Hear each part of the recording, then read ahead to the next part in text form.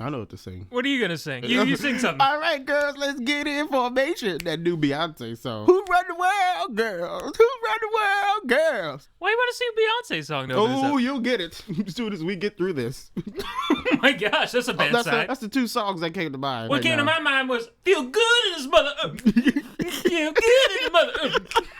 Feel good in His mother. The Nice Guys trailer. Yeah, Nice Guys I like trailer. that. That's the best part of what I did today. I laughed a lot more at that trailer than I have before. I'm really excited to see that one. Yeah, from the director of Iron Man 3. It's right in them summer movies slot in May, so it's gonna be in between all those blockbusters. Looks like a nice gym. Yeah, it should be fun. I guess we gotta get to this bull. Oh my gosh. Sorry. Hello and welcome to the Parking Lot Projectionist podcast. My name is Andrew Elizabeth Winstead. And I'm Raymond Mayo. M-A-L-E. I don't know what that means. Oh, you'll find out. We'll Okay.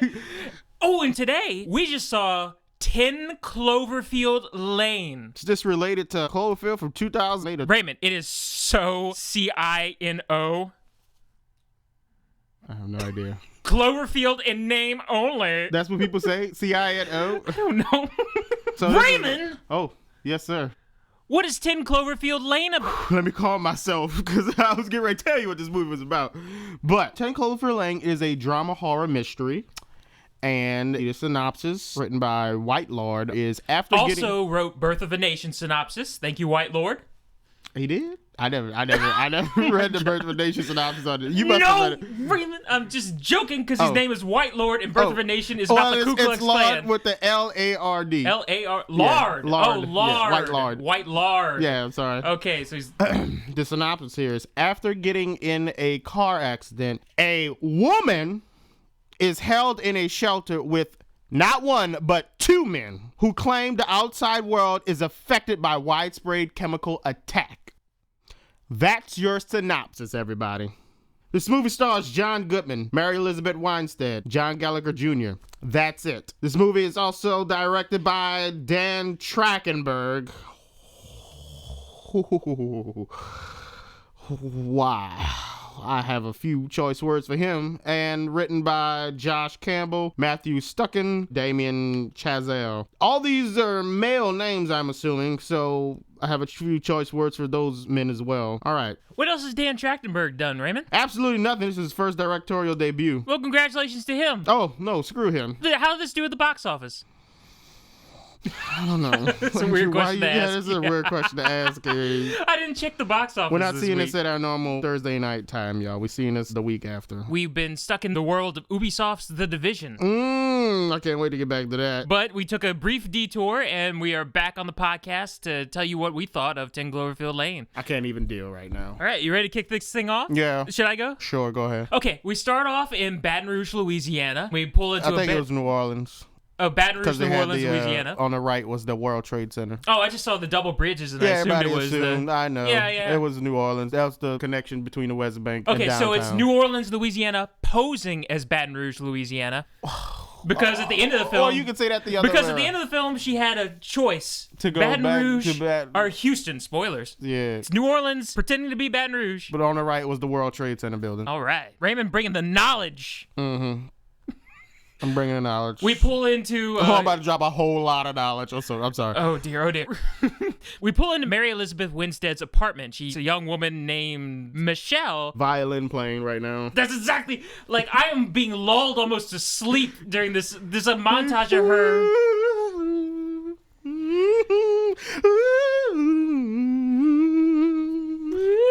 Go to sleep. Don't look at this propaganda. It started off like it was creepy, but then I was being lulled into sleep. I think it was a strategy on the filmmaker's part so that whenever what happens in the next scene happens, you're more shocked by it. It's intentionally trying to make you a little bit drowsy so it can jolt you. I guess. What you get to see while this is playing, sketches, outfits, her talk on the phone but not hear her. You're still hearing the violin. The words you can make out of her mouth was, hey, it's me. Then hang up the phone, packing her bags and leaving. Before she leaves though, remember this everybody, she takes a bottle of wine with her. There's a quick shot, the wine was right there, walks by the camera and the wine disappears. Raymond, there were two choices. What was the two choices? She's a very creative person, wanted to be a fashion designer. And she had two choices in life. This is symbolism, sir. The gin represents the choice she actually made in her life with being with Ben, this boyfriend. And the other one is what she wanted to be. She wanted to be a fashion person, but she gave that up to go with Ben and be with Ben. But Ben was a bum. And so she just left Ben, and what she needed right now was that booze. It's like supposed to be symbolism, I think. Oh, it is symbolism. The wines represent independent woman freedom. Bullshit. Oh, I'll get to it. I really don't see the angle you're coming from. She grabs that. Remember that bottle of wine, everybody. Yes, the wine is ridiculously important.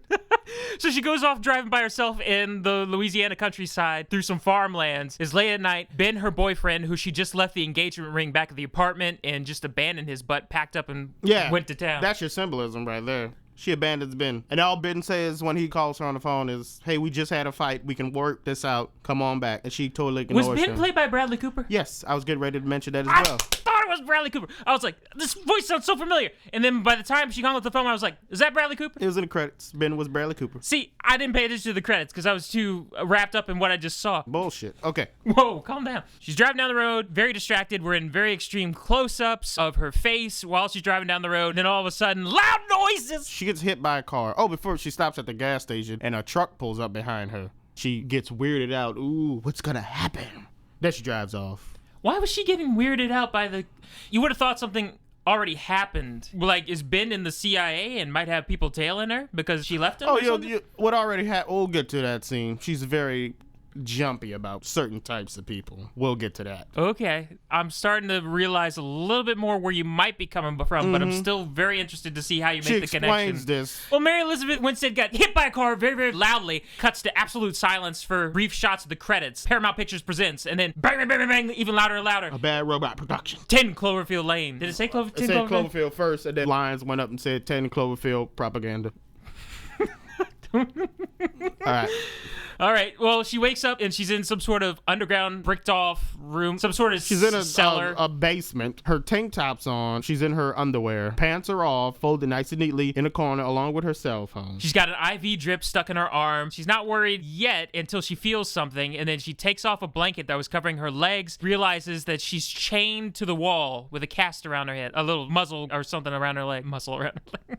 Just a restraint. That was the word you looked for? Yeah, muzzle. Restraint. A muzzle. There's a muzzle on my her leg was leg. barking, trying to get up. Some men in the audience might have been barking at her leg, you know. She looked, oh my God, Andrew. Thanks for giving in. Giving in?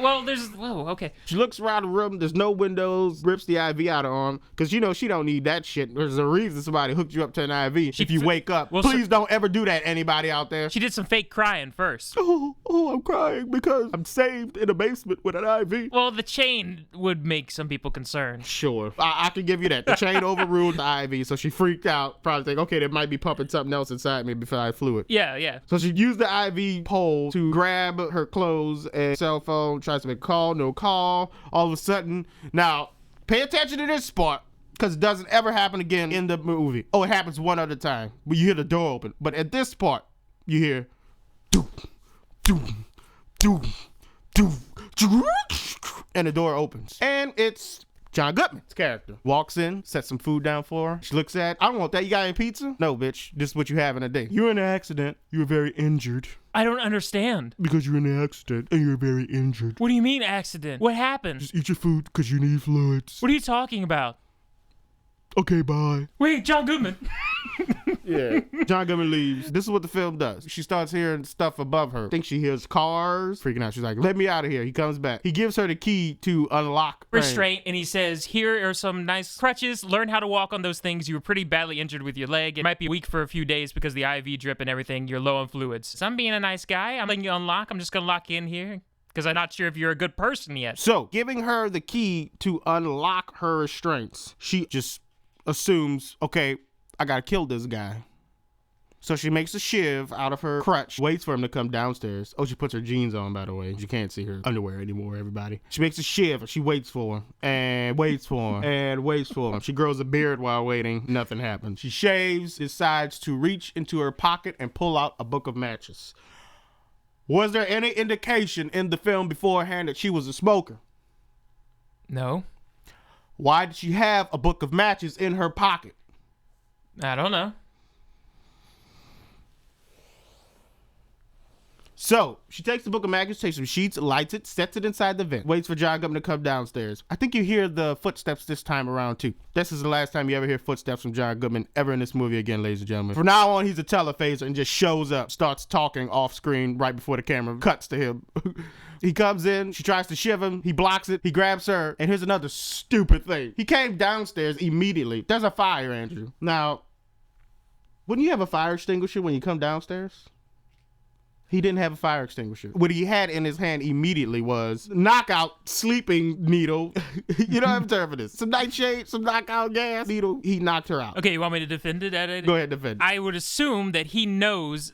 There's a fire, Andrew. There's smoke and a fire. Mm-hmm. You should have the fire extinguisher, and you should have put the thing in your pocket. Maybe it was right out. Maybe the fire extinguisher was right outside the door, but he thought suppressing her was good enough. Audience needs to seize this. He needs to have the fire extinguisher in hand, ready to go into that room, spraying it. And he should have used the fire extinguisher to block the crutch, and then pulled that out of his pocket and did that. Mm-hmm. This is a movie mistake on the creator's parts. It's ridiculous. Okay.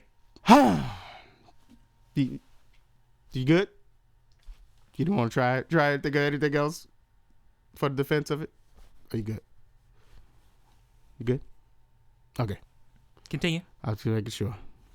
Anyways, he's sitting there stroking his beard. I was nice enough to bring you in here. Show me some respect. She sees the gun on his waist. He always carries his gun around because he may or may not be crazy. One of the questions the film asks you. He tells her that there was an attack. It could be the Russians or it could be aliens. He says it was a fallout. The air is messed up. That's why she can't go outside. They heard a noise in the hall. John Goodman went to go check it out. And then you hear just smacking. What are you doing, boy? Yeah. Beating up on somebody. And it just happened to coincide with Mary Elizabeth Winstead asking John Goodman, what about you? What about your family? You have anybody on the outside? Then all you hear is, "Go!" in the background. Yeah. It's like, oh, what a coincidence. Here's a guy out here. Told Mary Elizabeth Winstead there was some sort of gas everywhere, ripping people's face off, whatever the fruit. See, the Russians are Martians. I really don't like that they painted him as a crazy person with the Martians thing. Why couldn't he just be a guy who was prepared for doomsday? Or they threw in the extra Martians line to make you question. They have to throw that out there, sir. They're overdoing it with the music and everything. Like, the music is just completely from Mary Elizabeth Winstead's point of view. Oh, yeah. The music is constantly on edge during this scene, and from her point of view, I wish it was silent during this first conversation with John Goodman to let the audience decide who to believe. And then that Martian line went a little bit too far. It's like, okay, that was just an easy way to make him seem crazy. It's already a little questionable that he has this bunker, but you had to throw the Martian line in there to go like, oh, girl, he's definitely crazy. I thought it was a little too much. Well, later on, the film kind of mellows you out about him being crazy. Yeah. But we'll get to that. She gets her crutch, goes out, she meets this guy just sitting there eating some goldfish with a broke arm. He's made an impromptu little bed behind the supplies in the supply tunnel where they keep all the food and such. This is so weird. Why? Because he wasn't part of the plan? Well, the stupid... Raymond, okay. I know I don't need to give you more reasons to hate this movie because apparently you really hate this movie. Why'd he let him in the first place? Oh, I really do hate this movie, yeah. Yeah, I don't need to give you more reasons, but this was something really stupid. Mary Elizabeth Winstead, like, why are you there? She sees a bruise on the guy's arm. Did he do that to you? John Goodman did that to me because I spilled all the food on the shelf, and it was like a week's worth of food, and John Goodman was like, yeah, it was a week's worth of food, and I'm thinking, if he spilled a week's worth of food, why are you putting him in with the food right now? Lie down next to the food. And how does spilling the food ruin the food for a week? These are non-spoilable goods, non-perishables, I assume.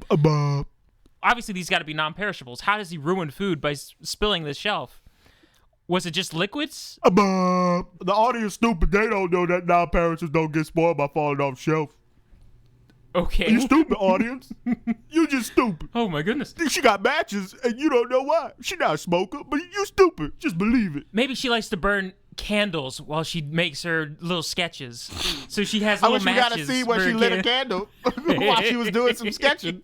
I wish we got to see before that, earlier, when she was in Baton Orleans or whatever. Oh, you stupid. The guy who was camping behind the food supplies, his name is Emmett. John Goodman says, my name in this movie is Howard, but you can call me John Goodman. Emmett from Lego Movie? Locks him in the back room. No, but they built Emmett's suit in this movie. Oh, everything is awesome. Okay, they go out. He shows them around his bunkers, like, this is their living quarters. Good for recreational. I got some movies on DVD and VHS cassette tape. Make sure you pull them back in the sleeve when you're done. Here's the music box. This place is pretty decked out. It's got a nice upholstered Kitchen's open. soft couch. Full kitchen. Antique dining set. Always use a coaster. Definitely. It's a family heirloom. They're rocking out. You got the jukebox, baby. Running just as fast as we can. This is my private area right here. His room. With the shower / toilet. I gotta space these things out, so you go right now. I don't have to go. You will. Go ahead. Batman shows up. Ben Affleck, do you... Oh, no. But she's a woman, so Ben Affleck's got Tampax in his hand. He's like, do you bleed? You will. And she's like, what? Then he just pulls out Tampax for that time of the month. He's like, you're welcome to close the curtain. That is a good question. I'm staying here. I don't trust you. He planned all this ahead. Did he have any Tampax for her? Spoilers?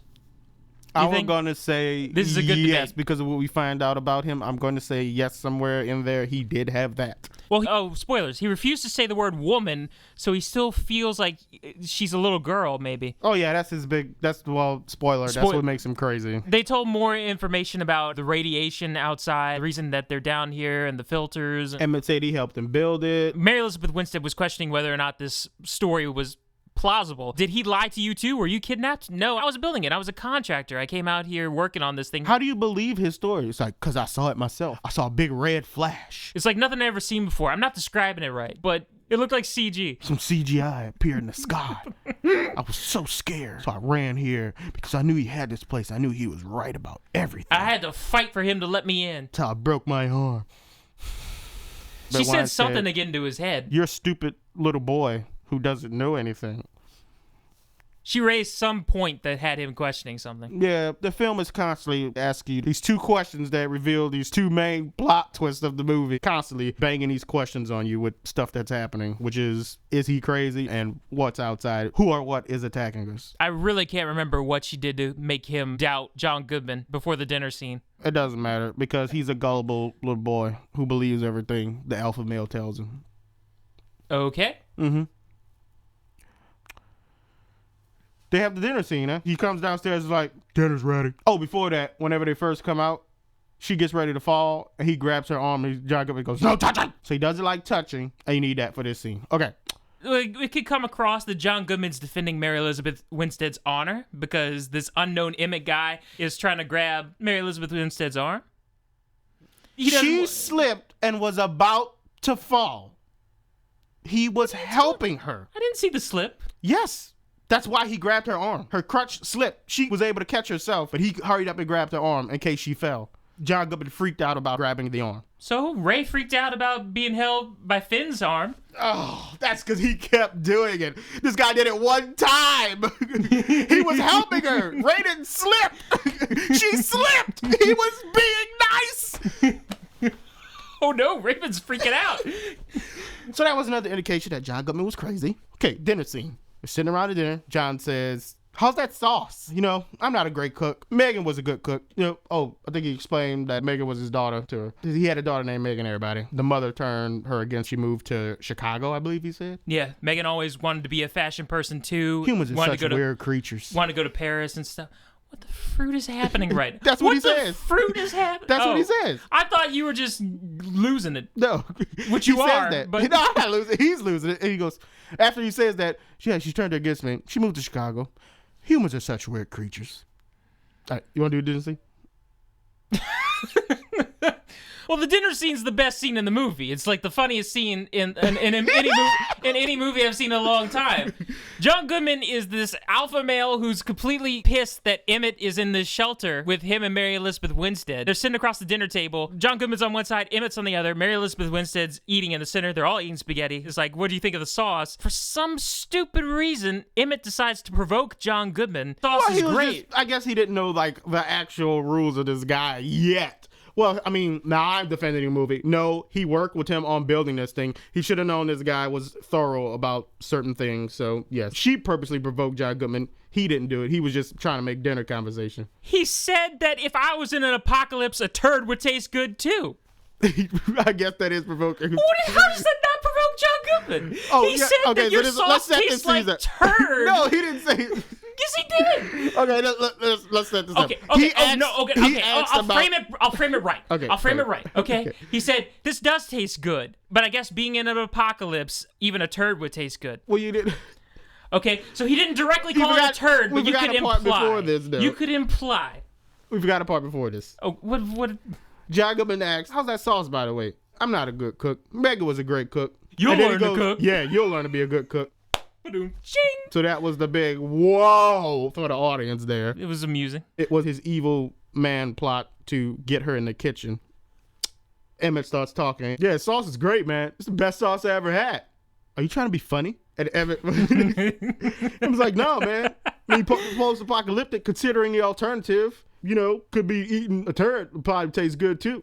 This is the best sauce I ever had, man. He's trying to kind of pay him a compliment, but it wasn't really. Yeah, that's a backhanded compliment. That's like I appreciate you letting me into this bunker, but this sauce is just horrible, is what he's saying by saying it that way. I love that we're debating whether or not he liked the sauce in the spaghetti. Did he like the sauce in the spaghetti? So many questions. Leave your comments in the comment section. Did Emmett like the sauce, ladies and gentlemen? This is a thorough debate, yes. Thorough. Let us know, did Emmett like it? This is the best scene in the movie because he just keeps cutting back to John Goodman and he's clenching his fists and gripping the table and just looking more and more pissed off, putting his nose down and putting his eyes up at his eyelids, just staring at like he's going to murder Emmett. Emmett started talking about something else. Yeah, he looked over at the wall, saw a couple of board games. They got Candyland, Trouble, Monopoly. Yeah, we're going to be in here a year. Monopoly takes a good long time to finish one of those games. That's what Emmett was saying. That John Goodman was like, shut up. We trying to eat in peace. We don't want to hear your mouth. We were laughing so hard. Trying to hold in laughter so hard right now. No, it was the next part. No. We were already, or maybe it was just me at this point. I think it was just you. During the Monopoly I chuckled at it, but no, I was starting to break down. No, because remember, I laughed out loud in the theater, and I was laughing very loudly at the Monopoly part because John Goodman was just so pissed off. He was angry. He was it's very like enough upset. about the Monopoly. Because I laughed so hard, other people in the auditorium laughed. Like they didn't laugh at first, but then after I laughed, they were like, "Oh, I guess it is funny." Andrew started a laugh, ladies and gentlemen. I started a laugh track. I was like, okay, I gotta be serious because this movie's trying to be serious. And then Mary Elizabeth Winstead started some sort of code about pass me the salt. Ooh, and then she started rubbing Emmett's hand. Ooh, she's like, pass me the salt, pass me the pepper. I'm gonna need that pepper I really too. Like, you know what board games I like? I like Sorry. Trouble was one of my favorites. What's that thing in the middle with the dice and all that? The problematic popper? Yeah. What about the game Operation? I just couldn't stand the noise it made. Oh my God, it freaked me out when I was a kid. OMG! Oh, yeah. She's like, pass me the salt. Pass me the oregano. Pass me the cheese. Was she constructing something that I need to be aware of with the salt, pepper, and the handkerchief? What was the master plan According here? to this movie, she probably was. No, her master plan was to get him upset because she knows he has a short temper, to get him upset so he would come in close. She was able to grab the keys. Oh. But how did she know he was going to get close? He could have just slammed his fist on the table and got up and started yelling, standing further away from them. That was the plan? That was her plan, yeah. Oh, so they were intentionally trying to annoy Not John her, Goodman. just him. Just him? Yeah. And then she caught on? I mean, not him, just her. Okay. He was just trying to talk, be his fun, nice guy self. John Goodman shut him down. She saw that and was like, if I upset him, I'll get those keys. Because she notices the keys whenever he opens up his bottle cap, put it back on his waist. The way Emmett, the actor who was playing Emmett, was acting, he seemed like he was in on a plan because he was just egging John Goodman on constantly and knew what he was doing. it seemed like. Not at first. Not at first. This Jason Sudeikis type character is just egging on John Goodman. He was doing that, and then they stopped for a while, and she saw that, and she kept looking at his keys, and then she touched Emmett's hand. Then he's like, "You don't see what I'm doing, huh? What do you think this is? I'm offering you hospitality, and you are in my house being disrespectful." Well, she got up, and she's up against the wall. So she purposely got up against the wall, I guess, to draw him in, too. Emmett stood up to complain. Yeah. And he's like, "Whoa, dude, chill." Jack Goodman goes, "Sit down! Sit down and eat your food! Shut up! No talking! No talking!" That was pretty funny. It was supposed to be this intense scene, but he just yells at Emmett. Quite hilarious, and we couldn't stop laughing at this. We were crying, laughing. We were crying, laughing. We were trying to be pleasant for everybody else in the theater, but the way John Goodman yelled at poor Emmett was just amazing. I don't know how people don't find this stuff funny. It was the best part of the movie. I wanted the whole movie to be about Emmett getting on John Goodman's nerves and finding out when John Goodman snaps. But that's not what this movie's about, Andrew. Okay. No, sir. Not at all.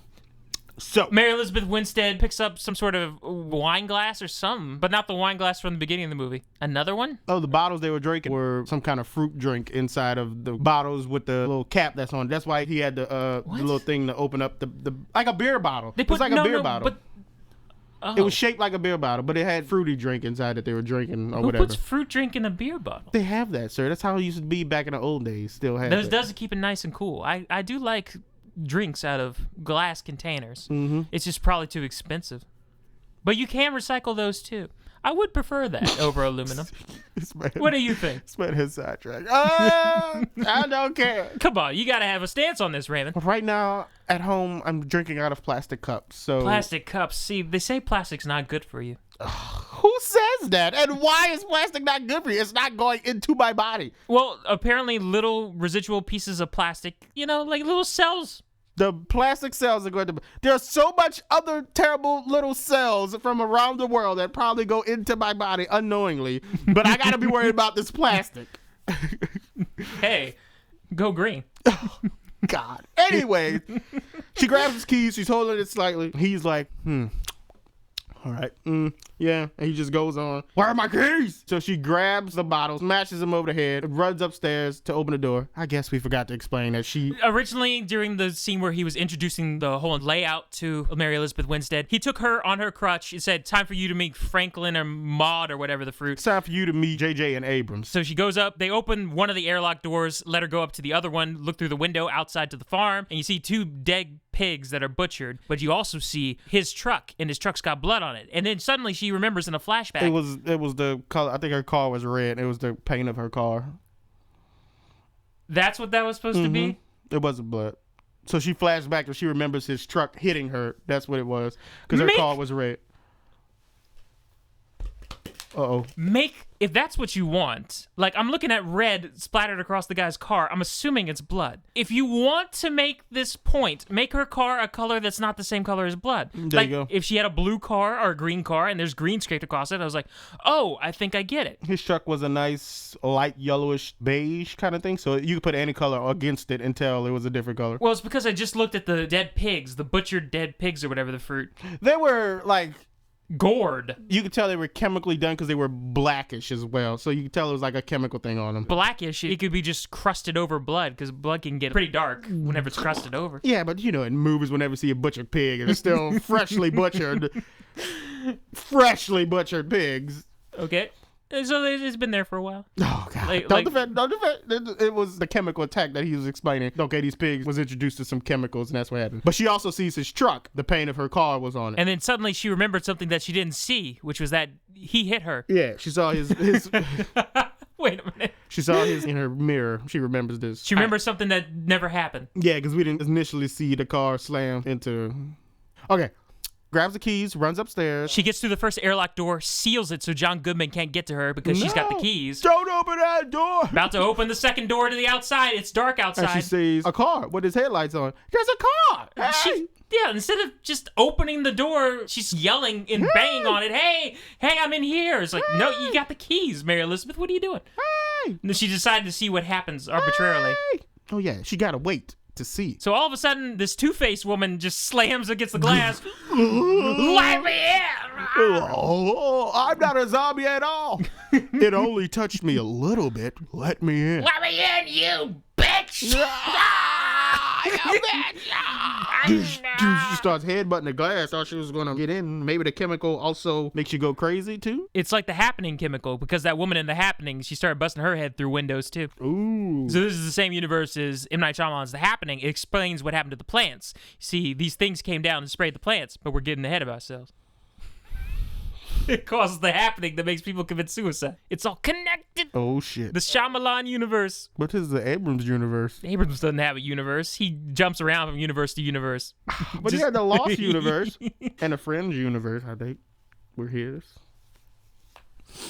So anyways, the lady bangs her head. Oh, we almost forgot to mention. Oh. Whenever she was at that gas station earlier in the movie, there was a neon slush show sign. Oh yeah. Very important. As in not at all. As in like that's the only connection. Oh, that's the connection to the universes. Because it's a slush show sign. Apparently there's another connection to Cloverfield, the other Cloverfield movie. Now I have theories about a further connection. For what? To the first movie. Well, we'll find out later. So anyway. Now she believes John Goodman, goes back to her cell. John Goodman, to get on her good side, is up front with her now. I'm the one who hit you and I caused your accident. I'm sorry. I was just too embarrassed. Something. I hit you. That's how he said it. I get it, okay? It's a metaphor for domestic abuse. There you go. But why?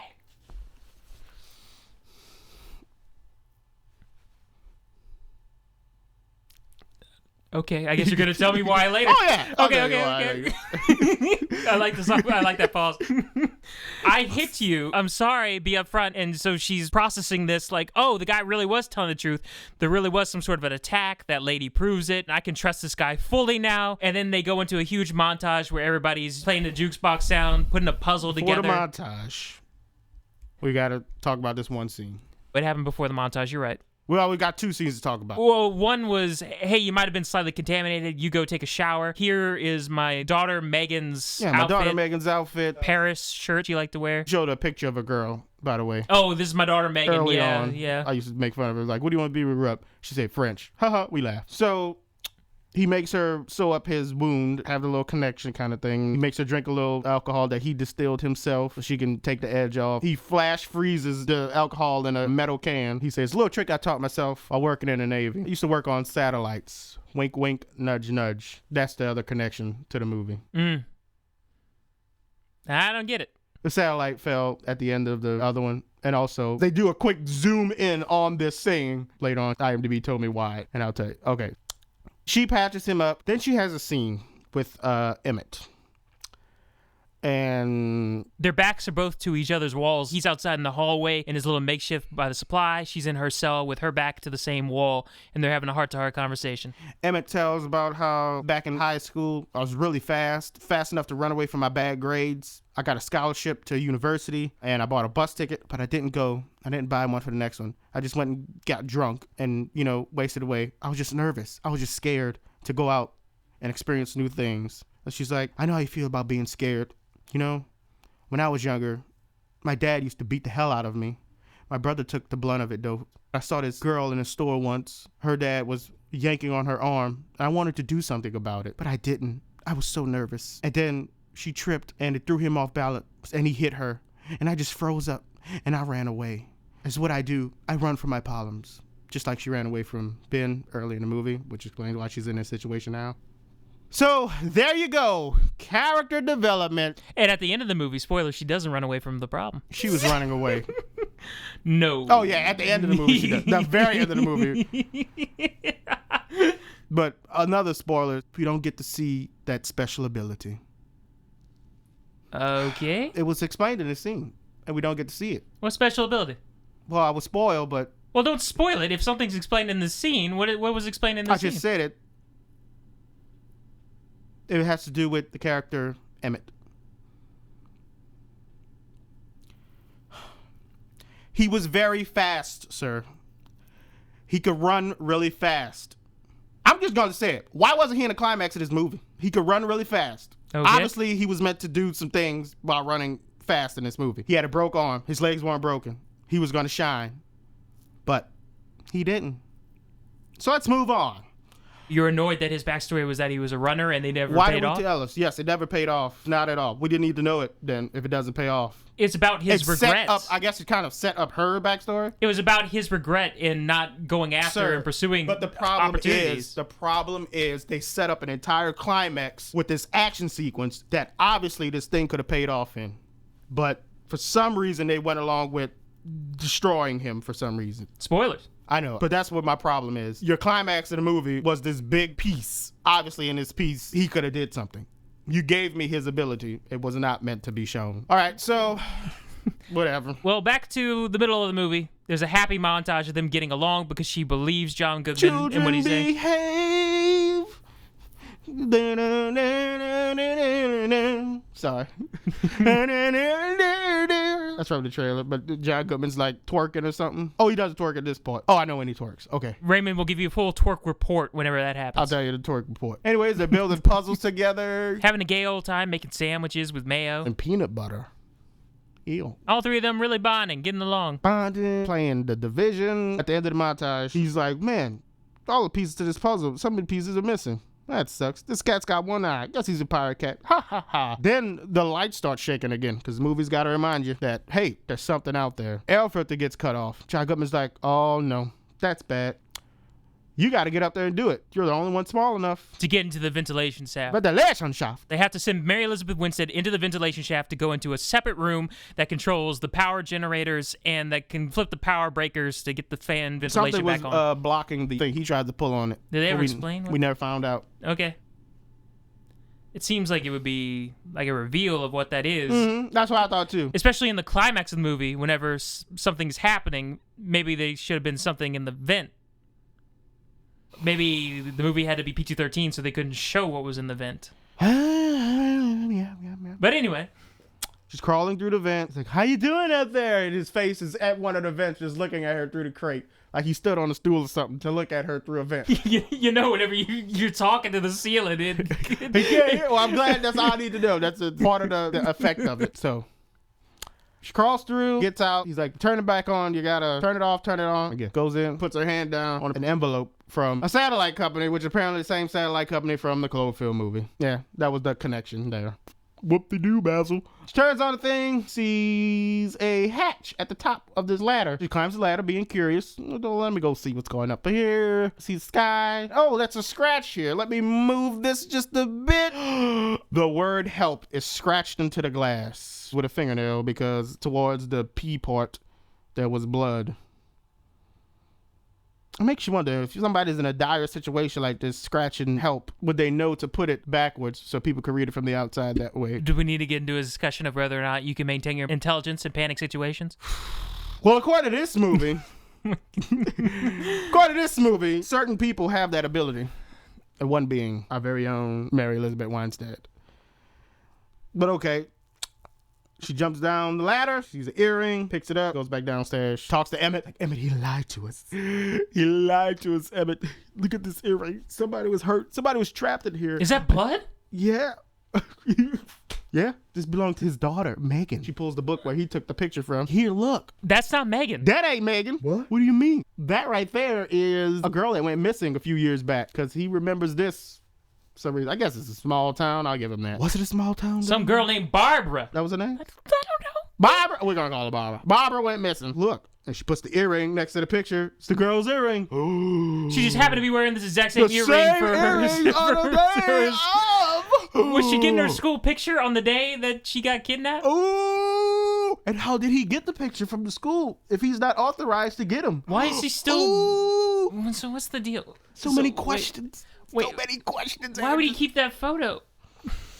Does he frame the photos of the person? It wasn't framed. It was inside a book. So maybe inside all those books, he had pictures of Are these people. Premeditated to have the same characteristics as his daughter? Because it seemed... I guess so. Because the daughter was in the fashion and everything, so he's following these people for a long time. Does he have a picture of Mary Elizabeth Winstead somewhere in the apartment? Probably not. Oh, maybe he did. Maybe he was stalking her, because that was the reason why he pulled up at the gas station, too. And he took her. Yeah. Premeditated. Well, it's premeditated now. Looking for the same characteristics that he favored in his daughter, because he kept saying that about Paris and how she wanted to be a fashion designer. So anyways, she almost drops the book, but doesn't drop the book. The page just opens up and another picture falls out, which is a Polaroid of him and the girl in the photo, and she's wearing the same shirt that he gave to Megan. It's really worn down. Like, this happened decades ago, He probably. said the girl went missing 2 years ago, though. So No. I think this is meant to maybe imply he has an old... multiple victims. Are you sure it looked like the same girl from the picture, though? Or maybe using an old camera. I just assume he's been doing this for decades. I thought that's what it was meant to imply. Like, that's a different girl. And that he's been doing this for a long time, trying to rekindle this relationship. I think it was the same girl from the picture. He just old school kind of guy, and he has an old school Polaroid because he lives in the country. So, but if it's the same girl from the picture, he doesn't like technology. Wait, the girl from the picture is a college student that went missing, and then the girl from the Polaroid is like a teenager. He said it was a girl who was in high school, went to high school with his sister. So I'm assuming this girl was kidnapped while she was in high school. How long was she kidnapped?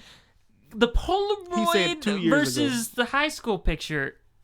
The high school picture seems older. That's because you can only see, like, it was a zoomed in shot from right here to up, while you got the full picture of her sitting next to him, who was already a big guy, and she kind of looks like a very younger version. So it's the perspective thing. Next to John Goodman, she looks very young, but she was a high school young lady.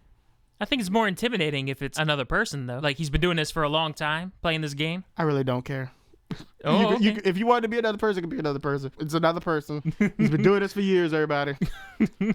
What are we going to do? Emmett had a plan, ladies and gentlemen. While John Goodman is watching his daughter's favorite movie, Pretty in Pink, which he mistook for 16 Candles. He's skipping. It's an easy mistake. Skipping. Oh, okay. It's not the plan yet.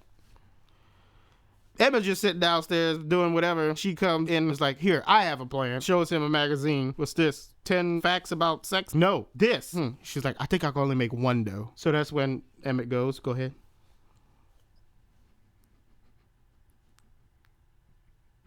What? I thought you wanted to explain the scene. No, it's over. The moment's gone. The moment's gone? Moment's gone. We have to set it up, sir. We have to set it up. Moment's gone. Emmett didn't have the plan. It was her plan. Emmett doesn't do anything in this movie. It's my sister calling. Sorry. She needs to walk home. It's sunny outside. Walk home. All right. So he was like, how are we going to get all the supplies and stuff? So Emmett has to go, and he goes like... Which he mistook for 16 Candles. It's like, it was an easy mistake, Pretty in Pink. Both of them have the redhead, from Breakfast Club. You know her. Oh, what's her name? Molly Ringwald. Yeah, Ringwald. Like what you're not supposed to do to John Goodman's table. Ringwald. Ooh. What the fruit is ooh? The table. You're not supposed to do that because it's a family heirloom. Ooh sounded like something more sinister. Like, ooh he's got a Ringwald at table. Anyway, his master plan is to fake like he's getting some water from the faucet to cover up the sound of him opening a drawer so he can steal some scotch tape and a scissors. And then they're going to construct a hazmat suit by tricking John Goodman in his... Is like, man, I was just thinking, she took a shower in there and she might have been contaminated, so now it's all in your shower, man. It could have been all over that curtain and crap. Well, see you later. And then John Goodman's like, cuts, sanitizes it, throws it into his trash compressor. The mail slot. And then she's like, oh man, I got the IV drip with the hook that I used earlier to get my backpack. They fished that out. She's secretly... Why does she still have that? It's so weird. I don't know. And then she's building an Iron Man suit in the basement. That would have made as much sense for this movie. What are you building down here, Mary Elizabeth Winstead? She comes busting out in her Iron Man Mark 1. Flamethrowers John Goodman. Flies off. Would have been better. Fights aliens.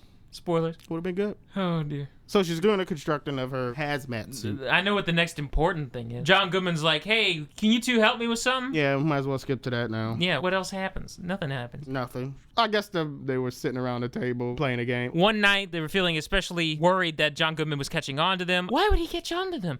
They only ever always leave the doors open, and there's nothing else making noise in this place, and it echoes like a motherfruiter. Why would they think? Especially since he heard them earlier talking. Yeah, and one time he showed up behind and was like, dinner's ready. Like you said, didn't make a noise that time. He telephases in this movie a lot. Yeah. Especially during his last part, too. He telephased twice, I believe. Yeah, they were playing a game where you have to not say the word, but try to get somebody to guess the word. And he was trying to get John Goodman to guess Little Women. He got John Goodman to guess Little, but he pointed at Mary Elizabeth Winstead. It's like, it's what she is. What Michelle is. A girl.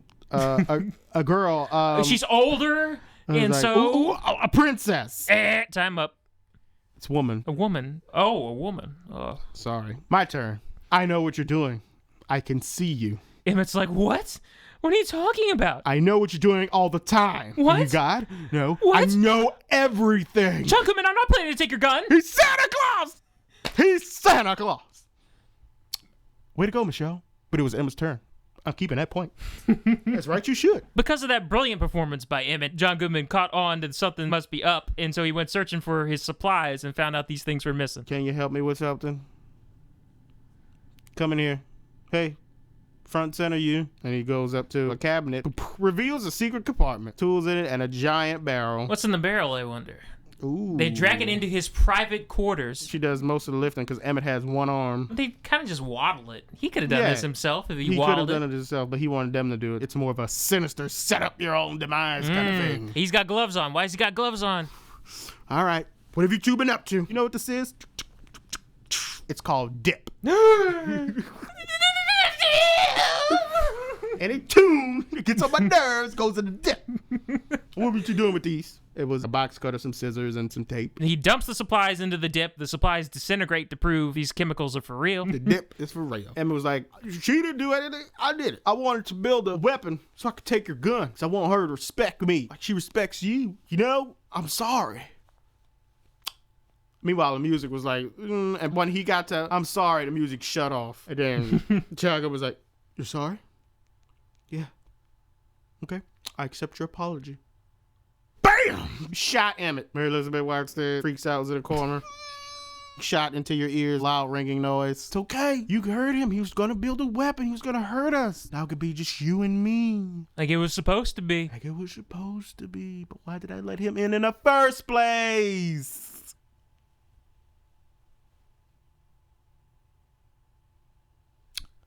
So Mary Elizabeth Weinstein is inside her room, crying, looking at Emmett's wallet, his Louisiana state ID. Oh, poor Emmett. John Goodman walks in. Hey, Michelle. You know, I thought we could change it up a bit today. Let's have dessert before dinner. Got ice cream in a cone, ice cream in a bowl. Which one do you want? Camera cuts to John Goodman's face. He is clean shaven with his hair nice combed over. Ooh, sinister. Guy's just trying to look nice. Got his collared shirt on, his khakis. Just trying to look nice.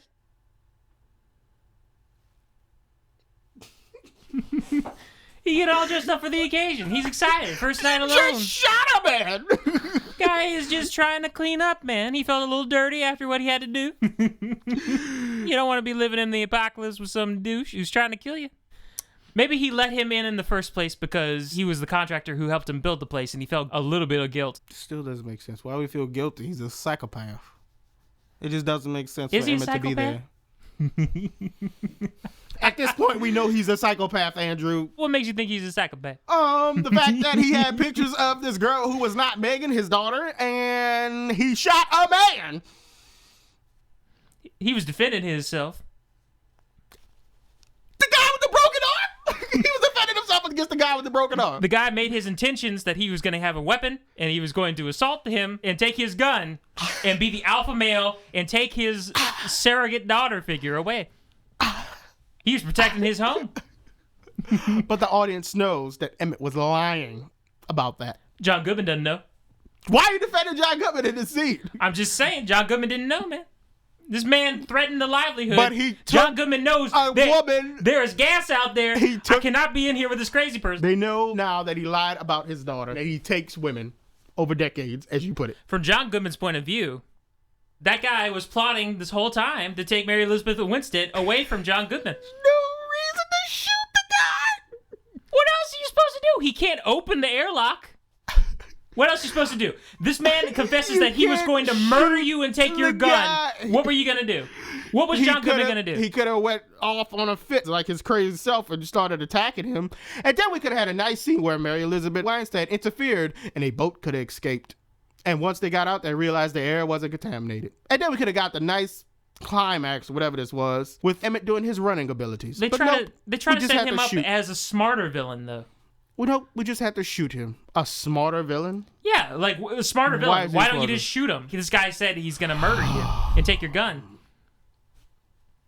Sure, why not? Yeah, he's a more villain who shoots Emmett for no reason. Because the very next scene, he's crazy and he shoots Emmett. He was going to check on her, and she was doing the hazmat thing. She stuffed it under her mattress. She hid the top piece for some reason in the vent. I don't know why it can't go under the mattress too. Then a screw was loose. It would have been bulged up, I guess. A screw was loose. It fell on the floor. Air conditioner cut on and it fell on the floor. Instead of him just accepting that, he was a little bit smarter than your average villain and didn't walk away. He checked the air vent, and then he noticed under her mattress he saw something peeking under, and he insisted and found the hazmat suit. So they're trying to be smarter. That's not smarter. That's just anything of somebody who was holding somebody hostage do notice something little like that. But since you're in that scene, let's go ahead and finish this out. I guess they're trying to subvert expectations. They set up the running thing so you think the guy's going to be in the climax, but then he's a smarter villain and he knows, why am I going to leave you alive after you confess that you're planning to murder me, even though we know it's not true. He doesn't know it's not true, so he just kills him. He didn't say he was going to murder him. He said he wanted to take his gun because he wanted her to respect him. He said he was constructing a weapon, though. What are you going to do with the weapon? He said he wanted to take his gun so Mary Elizabeth Winstead could respect him the way that she respects him. He said anything about murdering John Goodman. But how does that go for you if you're John Goodman? What do you think he's going to do? I'm not going to be John Goodman because I ain't locking nobody up and kidnapping women's folks. I didn't say you were. Calm down. This is his character, though. You said it from his perspective. This is his character's perspective. Okay. Assuming you're his character, you're okay with locking up women, imposing them as your daughter. You're okay with that. That's completely sane to you. Everything else is logical in your brain except for that part. Andrew, I'm not saying that it's not logical for him to shoot him. Mm-hmm. I'm saying that it's not appropriate for the film to kill him off at that time. I know. It's for shock value. I agree with you. It's not appropriate for the film. So let's not But it's the smartest thing for his character to do. Sure. Why not? And if they didn't, a lot of people probably would have criticized the film like, why didn't John Goodman just shoot him? But by saying that, though, you're giving the film some type of credit. Yeah. John Goodman could have maybe a lot of people like that they did shot that. at him, or maybe Mary Elizabeth Winstead could have did something before he was about to pull out the gun or something. She could have kicked the dip right then. They both could have like double kicked it into his leg. Yeah, they both could have did a nod and did that, but no. They kept establishing that she likes to look at his gun. Why was she not watching where his hand was during this whole exchange about the gun? They were distracted by the dip, I guess? Yeah, why weren't they looking at his gun? Because he's obviously on edge right now, wanting to kill both of you for finding these stuff. There were no establishing shots of them looking at the gun. They're always looking at his gun, too. The audience stupid, though, Andrew. We the audience, we stupid. Because we're not supposed to know that he got the gun there, and they're not supposed to be looking at the gun. Because they became stupid at this point. They didn't know that the gun was still there. There's two of you. He made y'all live for this, so we know y'all can shimmy this around. We know... Kick it into... All right, move forward with this film. Like you said, John Goodman discovers the hazmat suit. Mary Elizabeth Winstead does something to knock him against the mattress somehow. I'm just going to say she... What happened? Maybe she grabbed ran the on lamp. The walls. Did she grab the lamp? Him? I don't know. Closed him behind the door, but we've established that the door locks from the outside. The door locks from the outside. So how did he get out? He telephased. No, Raymond. He got out somehow. He's a telephaser. For no reason. Is there a keyhole on the inside? Did he still have the keys? I thought she took the keys. No, he still had the keys. Thought she was going to take the keys, but she didn't. She decided not to, so she locked him in a room that he has the keys for. Mm-hmm. But she knocked some barrels over the way the door on her the way the door in the inside was set up, it looks like you would need like a special type of key type thing to plug in and turn and make it open. He didn't have that on his keychain. Not the kind that you would have on a keychain. Ah. Yeah, not the kind you have on a keychain. It was very flat surfaces. He telephased throughout the movie. Okay, she runs out to his room to grab the Huh? I'm sorry. Just a shot of like Emmett in a suitcase with dip. They just have a quick shot. She looks down at John Goodman's bedroom. Emmett's like in a suitcase, his head sticking out of the dip, and you see his hands and his feet, but his body's like disintegrated or something. A suitcase of dip. I guess that was her suitcase? No, it had to be made of plastic. That was in her car? Oh, plastic. It had to be a plastic case. Plastic would hold that corrosive material? Yes, that's why I was in that. Plastic is unnatural, sir. You can't drink out of plastic stuff if it can hold this chemical. I think this movie was assuming everybody watched the TV show Breaking Bad. They used this to break down bodies whenever they would murder somebody in that TV show. They use this chemical. He explains that plastic is probably the only thing that can hold this chemical. Oh yeah, if you touch the dip, it'll melt you to the bone somehow. They can disintegrate everything else. Even though he dropped a box cutter in there, and I'm assuming that box cutter was made of plastic on the outside part of it. I think it's a special plastic. It is a special plastic. What did Mary Elizabeth? Polloy, whatever. What did she get out of his room? She grabbed the coolant can that he used to cool the alcohol with early in the film. All right. She turns around. He's just there in the doorway. I wanted to give you everything. I wanted us to be a family. She was like walking my nightmare and kicks over the dip and jumps over. She leaped over him like Toad from X-Men. Yeah, she jumps a long distance over the barrel and then she grabs onto the outline of the door. She right here, y'all. Right here. Nobody can see where you're pointing. I know, but I want you to see it. Okay, at least talk into the mic. You're talking at the door. She right here. John Goodman right here.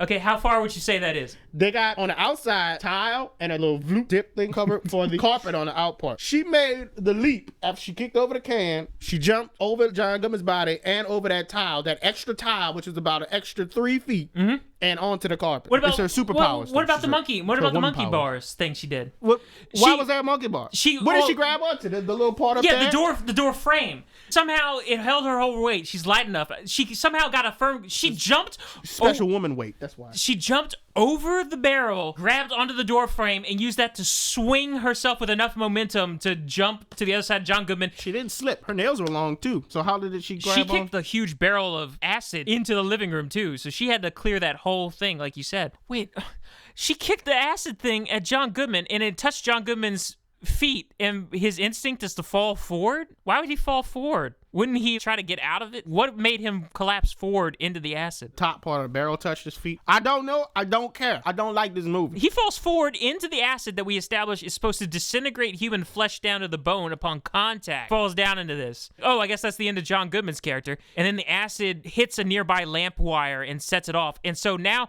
the acid that he is lying in is on fire. It is catching fire to the whole place. And he's lying in it. He should be disintegrated. And then she goes down to the supply area to get her hazmat suit. She comes out, turns around, John Goodman's there again. Telephased again. They try to play coy with the camera shots, I guess because it's rated PG-13. His face fell in it, Andrew. His whole face. But his nose is not burned. He don't even have a Harvey thing going on right now. He has a little bit of blood on the left neck. Yeah. Like his neck took the blunt of it, even though John Goodman doesn't have a neck. Sorry, John Goodman. But he didn't just fall into the acid that burns your skin on contact. Oh, and his shirt was just wet. It wasn't like sticking to the bloody part of his body. It was just wet. I don't understand. Was it fake? Was it a fake vat that he was using? You think it was fake? No. He's burning Emmett and he didn't get burned. Like maybe he got burned, but maybe it was from the areas. fire. Maybe it was from the fire that caught to the. But why would the fire catch to it if it wasn't some sort of chemical? But maybe it's not the chemical that he said it was. Like, yeah, the lamp caught fire. When did we establish there was a? I guess the acid ate through the wire, and then it sparked, and then it lit the. But it didn't eat through John Goodman. John Goodman is lying in flaming acid. I'll give you a fan theory about this. He should have been. I just came up with. He should have been eaten alive by the acid, and if that wasn't enough, he should be on fire right now, and he's not. He tries to attack her again. She throws a shelf of food down on him. She ties the hazmat suit to her leg, climbs to that vent she climbed out earlier. Starts going through. John Goodman stabbing the knife through the vent, missing her by so much, even though he could probably tell exactly where she is. Based on looking up that we established earlier in the movie, especially whenever she did that scream, oh, I know exactly where she is. He could have just stabbed again and got her. At least a little nick, little scratch. Maybe a Natalie Portman, Attack of the Clones cut on the midriff or something. He can't. No. She's powerful, sir. She's the only smart person in this movie. She's powerful, smart, beautiful. She can't get cut by knives.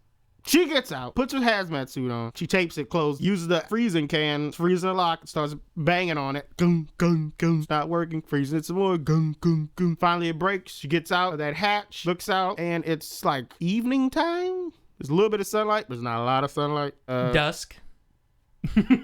Sorry, continue. My apologies. Thank you. She sees his truck, opens his truck up, tries to get in, cuts herself, cuts the suit. She's panicking. Oh my God, oh my God, oh my God. Tapes it up. Some really intense shots inside of her hazmat helmet. Oh my God. And after she tapes it up, a flock of birds flies over everybody. Woo! That must mean it's safe. Yes. Even though it could just be something that doesn't affect birds. That is also true. And radiation wouldn't necessarily show itself immediately. Those birds could just be flying into this zone for the first time. Well, I guess it was there for, I don't know. Because you wanted to join the Mighty Ducks? I will let them slide on this one. I will let them slide on this one. This is the Flying V. This is the Mighty Ducks universe. Have you seen post-apocalyptic Mighty Ducks? Living organisms after being told that something's now, that would have been an ending. The Mighty Ducks show up to help her? The Mighty Ducks, and it's like the cartoon now because aliens invaded and they reverse engineered the technology, and now they're the Mighty Ducks with the pads from the Spoilers. cartoon. Oh, yeah. It's about to happen anyway. So she takes off the mask. She's breathing fine. Then all of a sudden you hear that helicopter or some sort of craft noise you've been hearing throughout the movie. Helicopter noise in the back. Looks over the cornfield. She got to stand on top of the truck. Oh, sorry. And she sees the silhouette of what she believes is a helicopter. The cellar explodes from the fires. Oh, because, yeah, they had that one shot where they said explosive. So it finally explodes. And then... At first, I thought it was just John Goodman still alive, and he blew a hole in the cellar door, and he was coming to get like him. The Rock at the end of Fury 6. Yeah, I thought he was just going to pop out. On fire? Like, raw. I mean... Might as well. Might as well, yeah. Yeah. Might as well. Like I said, with the Mighty Ducks thing, that could have happened in this movie, from what I saw. So she looks up at the craft, starts waving. The craft turns. This ain't no helicopter. It's a Chitauri flying whale. Oh, shit. Well, the Avengers where you need him. At least Black Widow. Yeah, this giant floating black creature craft thing. It's like half biological, pulls his tentacles out, half starts coming towards mechanical. She gets down off the truck, runs over to the car. A lady had came in. Pulls on a handle, and the alarm goes off. Distracted all sorts of noises. She runs into the barn? Or was it just a little shack over the shelter? And she sees the body of the lady from earlier. Sure. They never show a shot of her face, so I didn't really know what was going on. I guess she was all disintegrated because of the chemical attack. And I wasn't sure if that was supposed to be a body of someone else John Goodman had killed. Yeah, at first I was like, is that John Goodman's body? Why is it there? Or is that somebody he killed? But I think it was the woman's body because she was looking for keys. She was like, keys to turn off the alarm. And then she starts looking through the wood of the barn and she sees the crop shaking. Something pushes the car. It's a spiky worm dog thingy. Looks around from the car. Is it a worm? Oh. Shaped like something else, in my opinion. But okay. Oh, it did get erect when it saw her. Oh, now you're catching on. Now you're catching on. Oh, no. So anyways, crap, what happened? It came up to the barn, it got erect in her face.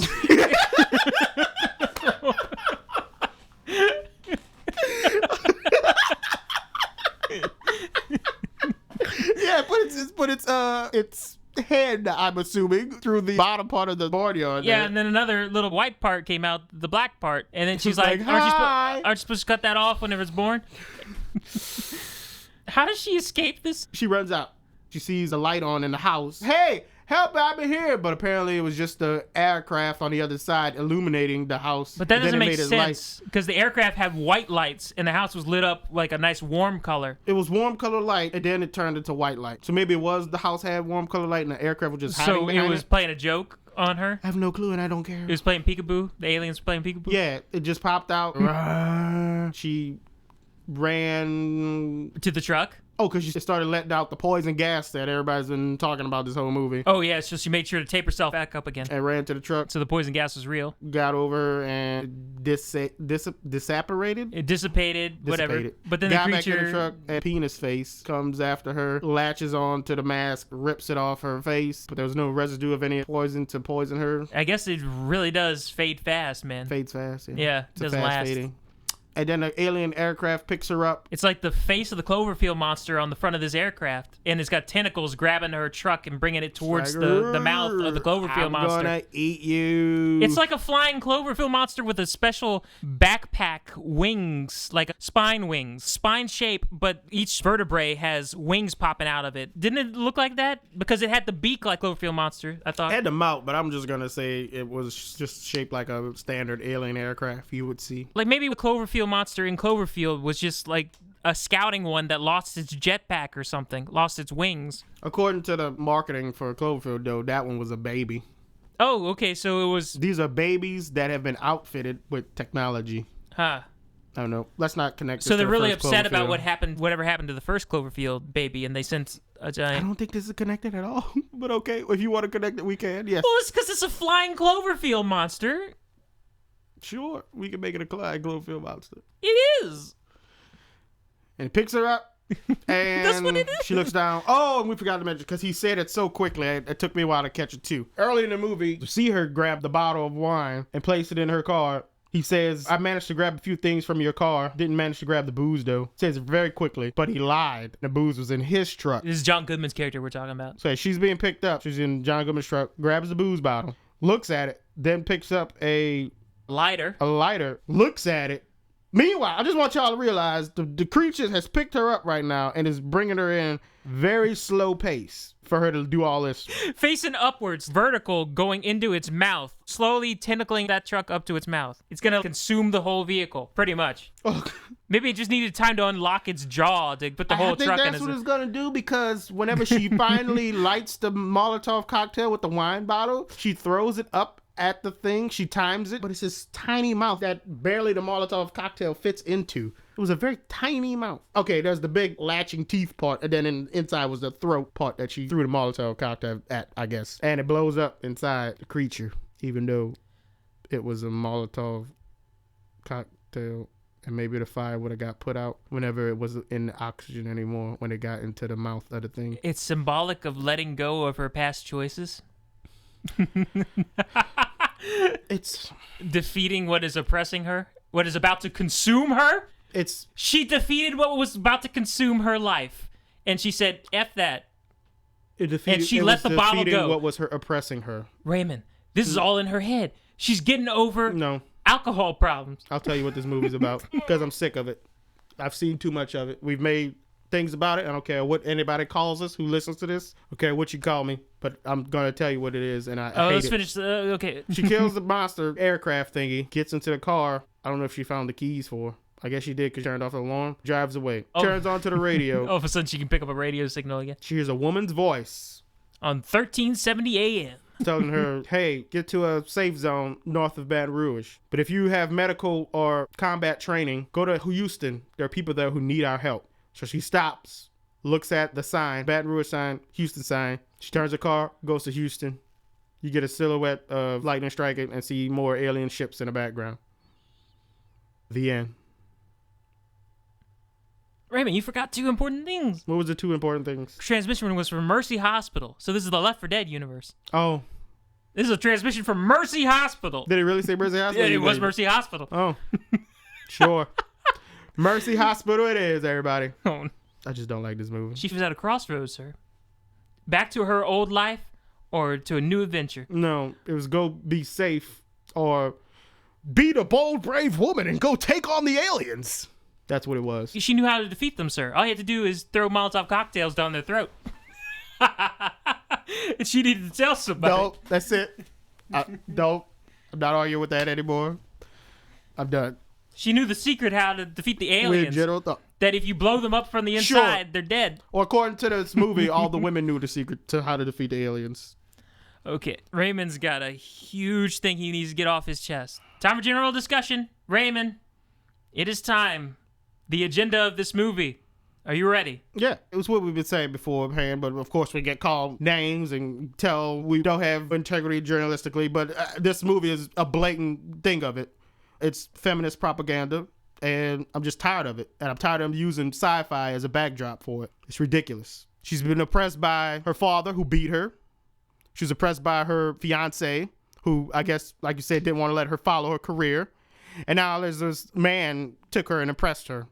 Emmett is the gullible boy who believes everything the guy says. He's the nice guy. The gullible nice guy who believes everything. He's the beta male? Yeah. Even though he's not bad, he still follows along with everything. He's gullible to believe what this guy says. He's still a guy. Yeah, he's a male who believes what this guy says. By the end of this movie, I was sick to my stomach, for real. I couldn't believe they were pushing this agenda. And then find out this movie was written by men and directed by a man. It was really, really upsetting to me because there's no reason for Emmett to die right then and there. I know you want to say because, he's a smart villain. There's no reason to have his backstory be told like that and then have him killed. The thing that upset me most about this movie is just that the movie constantly hammers it into you with each scene, either the question of what's out there attacking and is John Goodman crazy? There's literally those two questions. Every scene until the montage is that you either hearing something above, the lights flickering, or John Goodman saying or doing something really weird. And it's just like, give me time to slow down until the montage. Okay, that was that scene, and that was the scene where they had the heart-to-heart moment. And she explained why she was oppressed by all the men in her life. Now this man is oppressing her. Why wasn't John Goodman an alien? They should have just made him an alien, goddammit. He's surviving acid. Why? What was the point of this whole thing? Can you tell me? Besides the fact that women rule, she's powerful enough and smart enough to escape and defeat aliens. And Emmett's just stupid. And John Goodman's a monster who kidnaps women and wants to oppress them. And Bradley Cooper didn't want to let her fulfill her dreams. And her father beat her. What was the purpose of this movie? Seriously.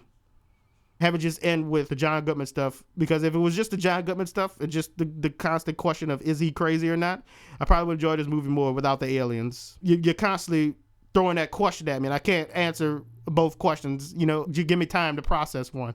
Because it's ridiculous. It was really disgusting to me that there was no shining light. I made note to point out that it was a woman's voice on the radio at the end to show, yeah, come be safe because another woman told you to. I just find it disgusting. I know, oh, you're crazy, Raymond. Just no, it is little things like that. It sickens me. This entire movie did. Go ahead, sir. I'm sorry. You want to explain anything else? That was my problem with the movie. Just the way it is. I can't focus on one or the other with the two questions being asked. Either there's aliens or there's not aliens. You can't constantly ask me about aliens and then have them show up at the end of the movie after we just had the intense moment with the actual villain of the film. It's just very weird for there to be this type of mystery crime in the cellar, but then throw science fiction at the end there. It doesn't, you're trying to be fancy or whatever you're trying to do. Well, the Cloverfield, the fact that they called it Cloverfield, alluded to something to do with sci-fi. It's not about the marketing. You can market it however way you want to, but why? There's nothing going on inside the cellar that had to do with science fiction until the very end of the movie. It's not about the marketing, it's just about the film itself. I'm not reviewing the marketing. I'm reviewing this film. Oh, no, I know. They tricked... But you're trying to say that... No. Yeah, because they did that. They made it shine because you knew, hey, there's going to be aliens in it. But why? That's the question I'm asking is, why are the aliens in this movie, even though I just had to sit through an hour's worth of content with people that had nothing to do with aliens? I'm hearing noises above them. It could have been the Russians for all I know. Why wasn't it the Russians? Wouldn't that be a cool twist? She gets out. Turns out Russians really are taking over. She gets kidnapped by the Russian army. End of the movie. Boom, we had that. No, because it's feminist propaganda. You need to have her fight aliens after fighting a man monster. That's the reason, I guess. That's the why. She's strong enough to fight aliens now. It's really disgusting. You go ahead, sir. I'm sorry. I'm done.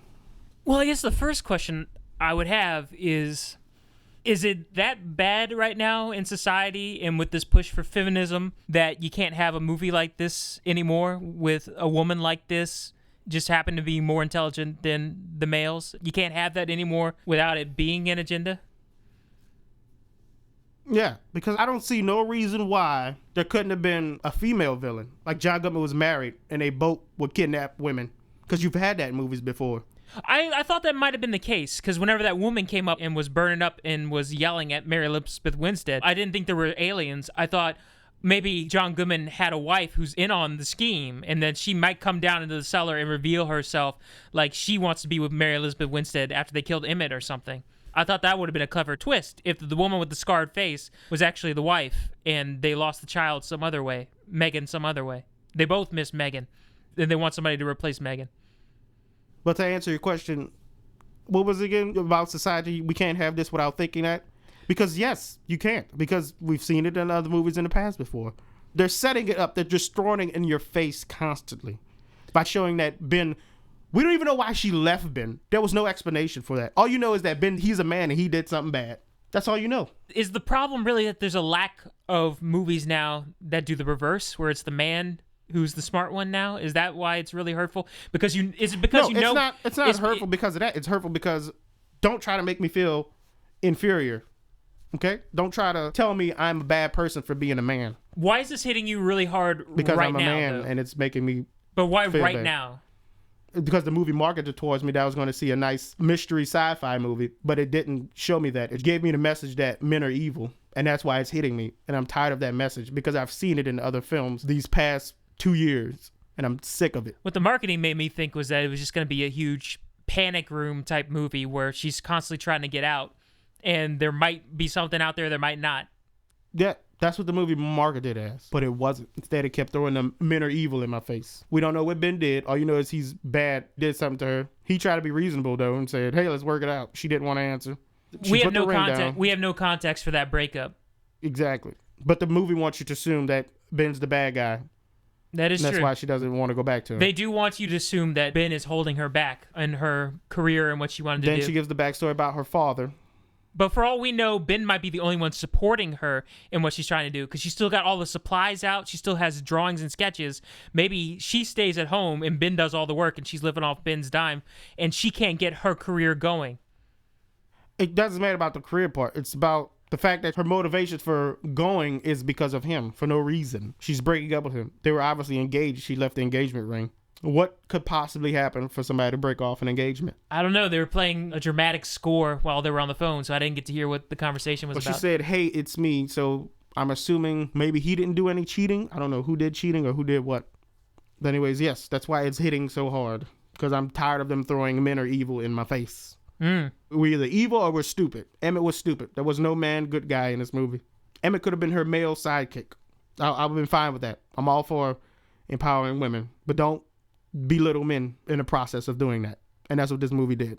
He was portrayed as a doofus character who was jokey a lot. He was stupid. He believed everything John Goodman told him. He spoiled non-perishables somehow by knocking over his shelf.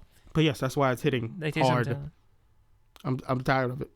Do you want to attack it from the angle of John Goodman being possessive of his little girl, that men are overprotective of women and it causes them to be psychopaths or something? I don't know. John Goodman was just a crazy guy who kidnaps women and holds them against their will. He wasn't able to understand that his girl was a woman now and had her own wants and needs. He was too clingy. He was babying her and not letting her be the independent woman she should be. There it is. If that's what you want, yeah, whatever. He's crazy. It could be that, whatever. He's just an oppressor of the woman. That's all it is, really. He misses his little girl. However you want to interpret it, he's the bad man, a monster man. He missed his little girl, so he had to kidnap surrogate girls, and it just so happens that he had this bunker whenever the aliens invaded. It's like, good for him. He just happens to have this doomsday bunker that's properly filtered and everything, so he can live down here after he kidnaps girls. I guess. And it just happened to work out because of the aliens? Mm-hmm. I think it's also hitting because I'm just tired of sci-fi being used in certain ways like this. I mentioned this on the Fifth Wave podcast about it being the love thing. Now it's something that I love being used to attack me personally. I just don't like it. So how many more movies are we going to get like this? I guess we got Mad Max. Oh, you still no. You need to shut up. That ain't what it was. Yes, it was. I guess every year we're going to get a nice sci-fi movie with a female role where she's surrounded by idiot and evil men. To indoctrinate the beta men, the nerds out there, to be more insecure about going after women and being masculine men. I guess that's what these jackasses who wrote this thought. That's the film. She was emotionally abused by her boyfriend. She was psychologically abused by John Goodman. Physically abused by her father. There you go. An abuse message. Now, John Goodman did not like whenever Emmett touched her. Is it possible that the reason that the wife took Megan away from him is because he touched her inappropriately, and he's felt guilty ever since for not being able to raise her right and for what he did to her? Maybe they're implying that he's nervous about touching young women after what maybe he did to his daughter? Sure. Probably so. I don't care. He touches him inappropriately. He chops him up, eats him. I don't care. All you need to know is he's a man and he's evil. Oh, and to throw more salt on the fire, the aliens are shaped like penises. Scary. Yeah, to a woman it's scary, I guess. Luckily, she had protection.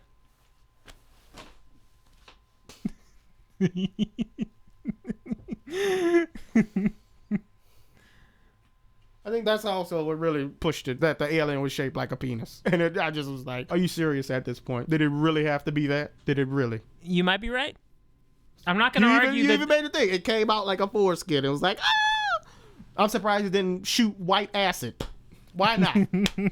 Why not? Why not? Go ahead and have it do that. Write that in the sequel, guys. Whoever your names are again. If she hadn't been wearing the protection, then she would have been just like those other people who got consumed by the aliens. Aliens are like by society. Modern men? By society.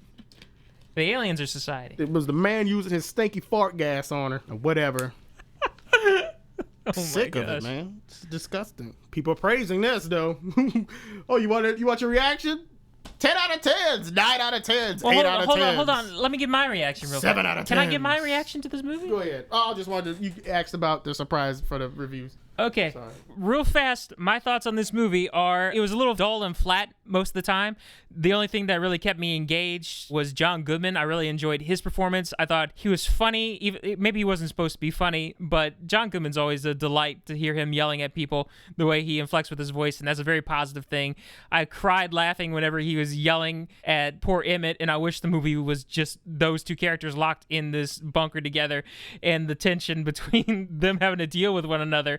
And that Mary Elizabeth Winstead character probably wasn't in the movie. If it was just those two getting on each other's nerves until eventually one has to kill the other, that would have been a really fun movie. Screw aliens and stuff. That would have been just a fun bunker movie with John Goodman and the guy who helped him build his bunker, hanging out, watching Pretty in Pink together. Now that's a movie I really want to see. When it comes to Mary Elizabeth Winstead, there were a couple of questionable moments. Like, they focused on her a little too long while she was trying to cry, where it was a little bit off. But I like Mary Elizabeth Winstead as an actress. She did well. I enjoy watching her. Emmett was amusing. I guess it was intentional. They cast him as an amusing, doofus kind of character. He's supposed to be Spartan and helped him build this bunker, but they cast him as the comic relief, which contradicts his character, just so they can have a doofus guy, as Raymond said, part of their agenda, I guess, if Raymond's theory is true. The score was a little too heavy-handed in certain scenes, while missing in scenes where they probably needed score to spice it up a bit. The first meeting between John Goodman and Mary Elizabeth Winstead, I felt, probably should have been silent, but it was constantly influencing you with creepy string noises. And score to be on her side and to feel what she's feeling about being creeped out, instead of letting the audience decide how they feel about the scene. Constantly pummeling you about how this is how you should be feeling because this is how she's feeling. So maybe Raymond's right in that regard as well, because the audience is only getting the perspective of her through the music as well. I like the set. Nice practical set they built. Nice layout with the kitchen and everything. Raymond's nodding. I guess that's all I have. Little dull. Score was not always appropriate, was way too long of a movie, went off, it just jumped the shark at the end of the movie with the aliens stuff. I mean, you expected some sci-fi element with the monsters and stuff because of the Cloverfield name, and you even got a shot of the 10 Cloverfield mailbox at the end, almost as if it was supposed to be a reveal that Cloverfield was in this movie.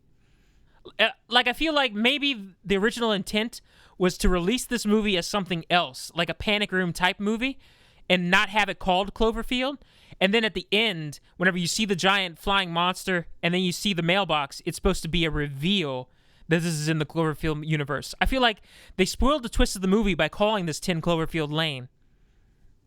Do you get that at all? Because the mailbox seemed like, oh, this is 10 Cloverfield Lane, but we know that from the title. I feel like it was supposed to be a twist, but they didn't know how to market it as a different movie than what it was and still get people to come see it who are the appropriate audience. So they had to spoil the twist of the movie with the mailbox. And the title. And the title, yeah. They didn't know how to market it as something else and still get the Cloverfield audience. So they had to tell you that this is what it was, when really it was supposed to be a twist for people who know what Cloverfield is. But then how do you get people to go and see it without telling the twist? Like, people who saw it and realized, oh, this is in the Cloverfield universe. Oh, what a great surprise from J.J. Abrams. But then they would go and talk to their friends. It's like, how are they going to explain it to their friends that this is in the Cloverfield universe without spoiling it for their friends? Like, hey, I know you like Cloverfield. Go see this movie. Why? Why are you bringing up Cloverfield? Just go see this movie. Either way, somebody's got to spoil it to get the people who should be interested in this movie. But as Raymond said, it's just an excuse for an abuse, independent, going away from males story. The core of the story is about a young woman being oppressed by men in her life, apparently, all her life. And I guess you're supposed to assume, because of her abusive relationship with her father, that Ben was also abusive to her. You're supposed to just imply that, even though there's nothing to tell you that directly. And so she's escaping that situation. Or maybe she irrationally thought that Ben was just like all the other men that had abused her in the past, and she just ran away. So really going back to Baton Rouge might not have been the wrong choice. It might have been the right choice to give Ben a chance. Like, shouldn't she have learned from Emmett that there are good men out there willing to stick up? But Emmett was stupid. Emmett sacrificed his life for her, dadgummit. She should go back and that was stupid. She should go back to Baton Rouge. We have no evidence that Ben is a bad guy. Maybe she just doesn't. Maybe she's just nervous about men because of her father. We want you to assume that Ben cheated because he's a man. She shouldn't go back to Ben because he's a cheater That's what the movie wants you to assume about Ben. A better ending would have been, since we have no reason to know why she's gone, would be Emmett helps her to realize that there are good men out there and that her boyfriend is probably one of those good men. She was just nervous because she's about to marry a man and she thinks she can't trust him. Like deep down, maybe he'll turn and be that way to her daughter in the future or something. Because of her father, she has a deep mistrust of men. Emmett could have sacrificed himself during the climax, like you said, during some sort of running stunt or something, saving her life. You didn't even need aliens. If you want aliens, fine. But prove that men are good and that she could probably trust Ben, who she really does love. And then she goes back to Baton Rouge. There's no reason for her to go off and be some sort of superheroine, independent woman, like you said. I guess that's what really sealed the deal that this is an agenda movie, sir, for you. Yeah. And I can agree, it's a huge mistake. Like, I like what you just came up with right there. You gotta acknowledge Emmett's sacrifice for her. Emmett sacrificed himself.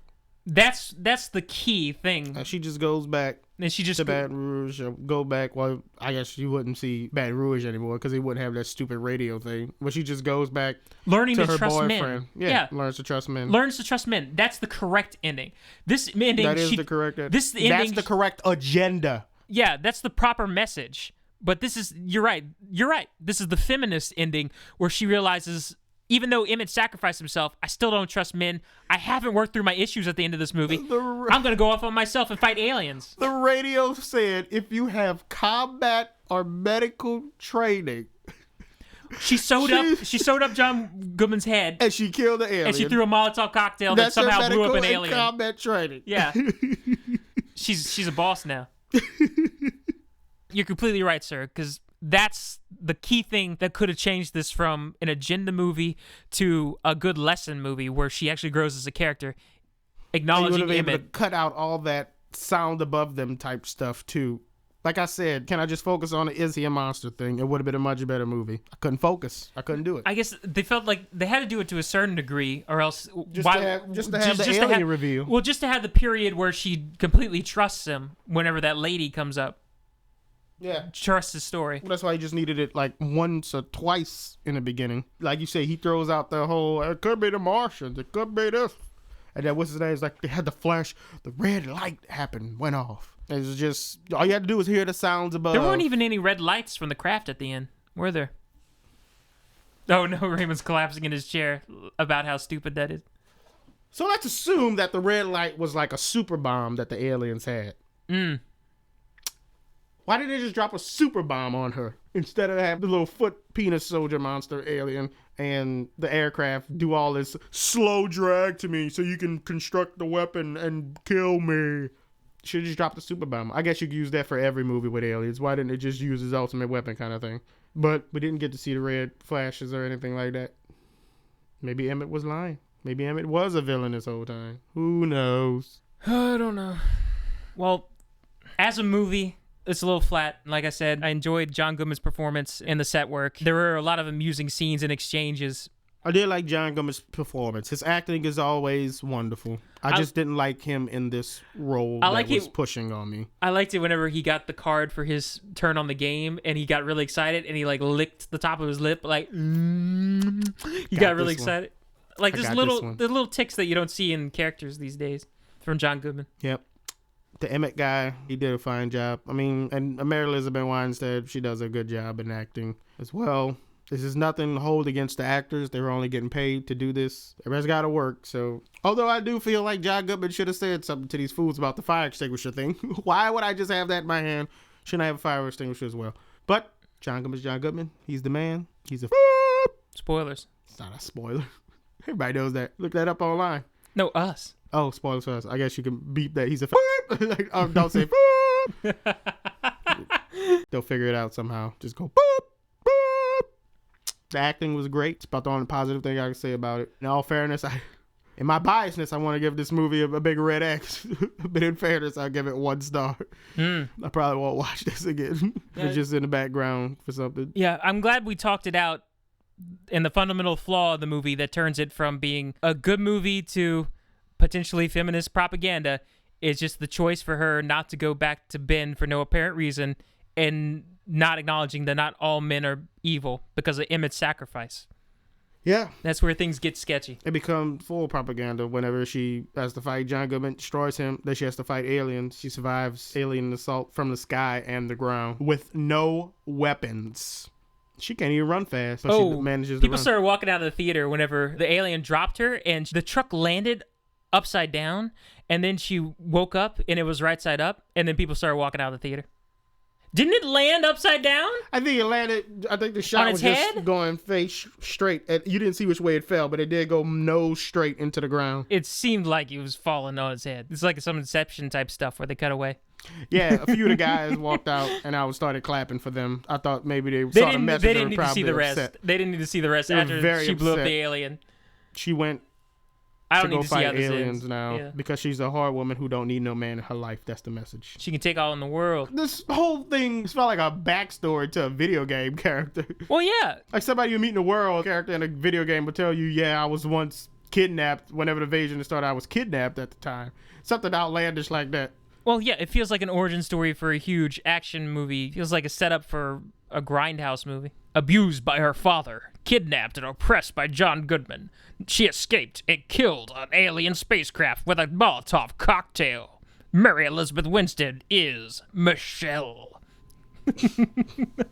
See her go to Mercy Hospital and hold off an alien invasion while simultaneously performing open heart surgery. There it is. The alien takes the heart while she's doing the surgery. She has to fight it with a scalpel or something and get the heart back to finish that'll be the next surgery. to the movie, sir. The female doctor will be performing surgery on somebody while she has to shoot at bad guys soon. But yeah, that's it for me. 1 star. Okay. Did you want to look at any of these Rotten Tomatoes, I guess? Let's go Rotten Tomatoes. Let's see what I didn't know what anybody was saying about this movie. I ignored all the reviews going into it. It's okay. It's sitting at a 90%. Seriously? It's okay, but it's got a flawed ending, and it doesn't have a message for the lead character. Zootopia was the top this week. Cloverfield came in second. How much we talking here? God, I gotta go back, and it won't let me go back. Let's see. Apparently, Zootopia has a very strong message as well. From what I hear, it's about racism. Ooh. That seems like a fun thing to have in a Disney movie. For a kids movie. Yeah. Zootopia was at 51.3 million. Cloverfield, 24.7 million. Deadpool's still at third with 10.9. London Has Fallen at 10.8. What was the percentage on Cloverfield? A 90. 90? Mm-hmm. Wow. Let's get some different opinions real fast. We normally don't do this, but I just need to know what make them love this so much. Trachtenberg smothers the action in showy camera work and overly insistent music score. But as the mystery unravels, he reveals flashes of a giddily hyperbolic pop imagination. Oh, so he agrees with me about the music score, eh? A real critic agrees with me about my opinion of the score. This is top critic. This is Richard Brody from New Yorker. I could write for the New Yorker. A smart, intense chamber piece that builds suspense carefully. Character-driven, tense-filled tale of psychological terror. I never felt that tense. Screenplay sizzles with tension, and it rises to a whole new level at the end. What? Forget all about Cloverfield and just soak in the immense claustrophobia you'll have to dig your nails out of the theater's armrest. What? Because she crawled into a vent?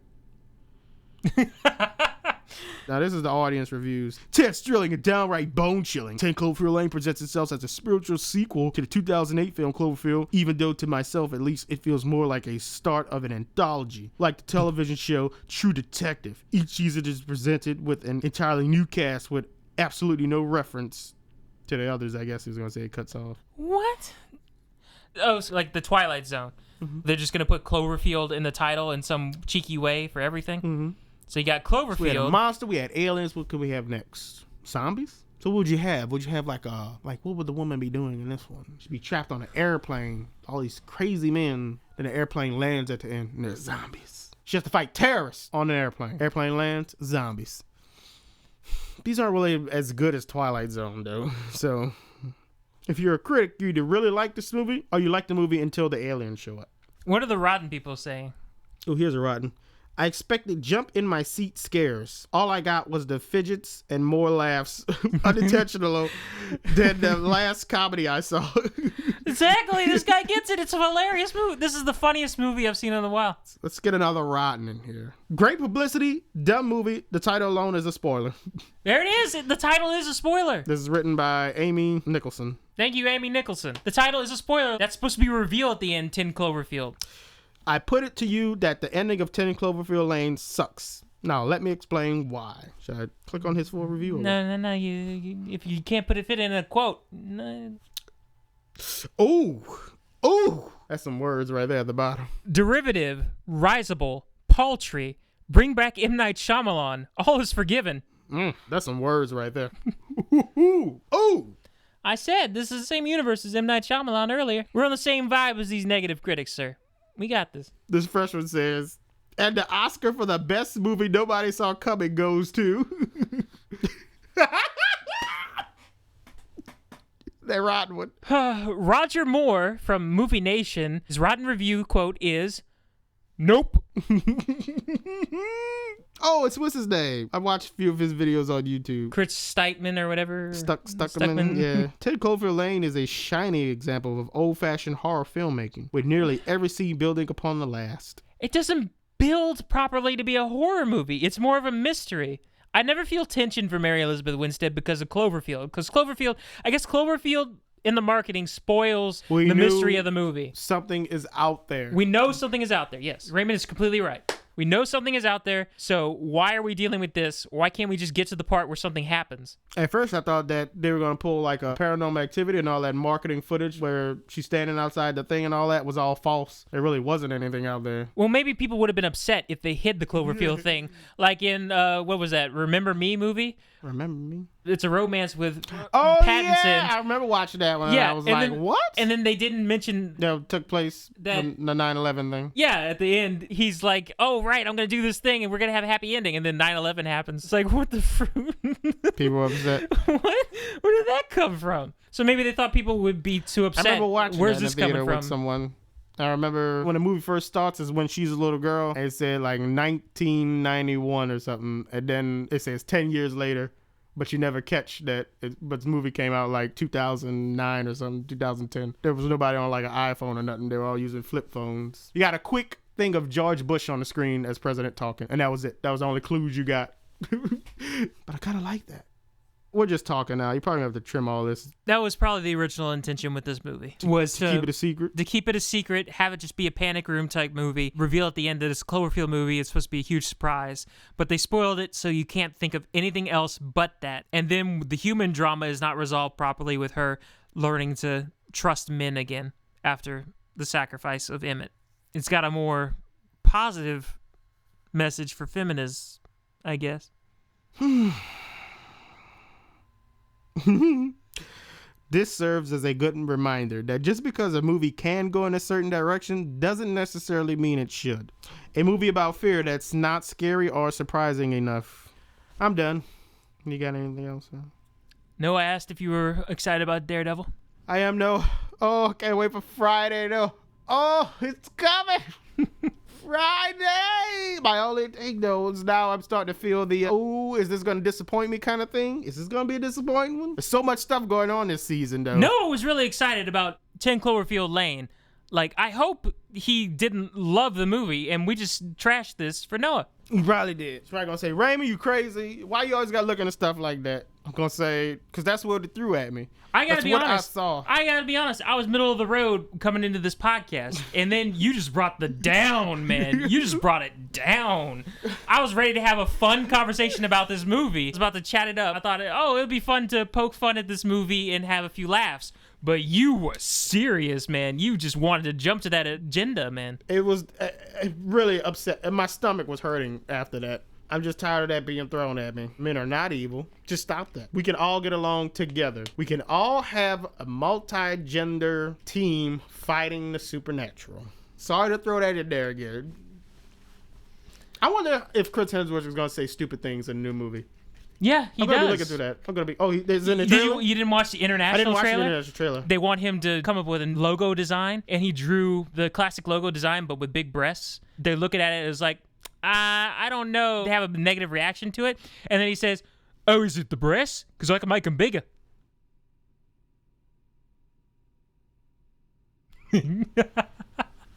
So whereas Janine wasn't portrayed as a dumb woman in the original, she was just very sassy.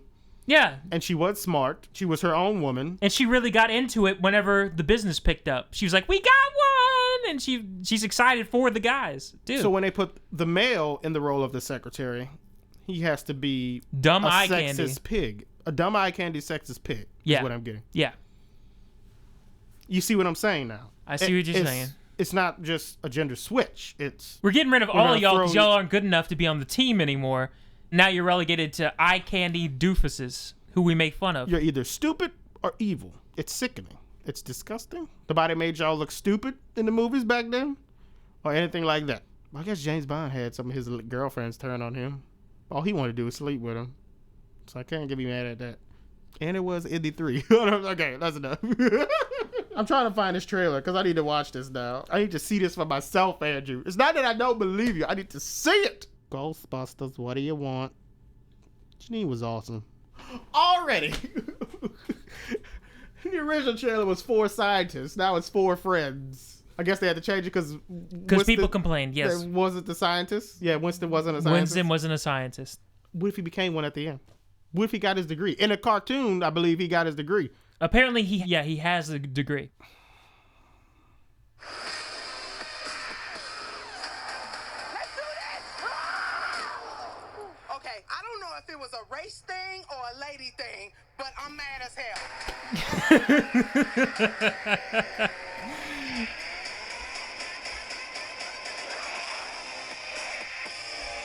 No. Kevin just throw together a couple of logos for us. Oh, you do see how this might make us look bad. Is it the boobs you don't like? Because I can make them bigger. Let's do this! Okay, I don't know if it was a race thing or a lady thing, but I'm mad as hell. Judging by this trailer, I'm just going to give it the big red X right now. Right now. All right. Raymond is giving Ghostbusters Reboot a predetermined red X. Why would you even... Was that supposed to be funny, or was that just supposed to be an on-the-nose type thing? What was that? The joke he's referring to is Leslie Jones tossing herself into a mosh pit crowd at a rock concert, not being caught while the other Ghostbuster was caught, fell to the floor. She says, I don't know if it was a race thing or a woman thing. I don't know. I guess it's funny whenever... No, it's not. All right, I'm going to go try to hit level 30 on Division.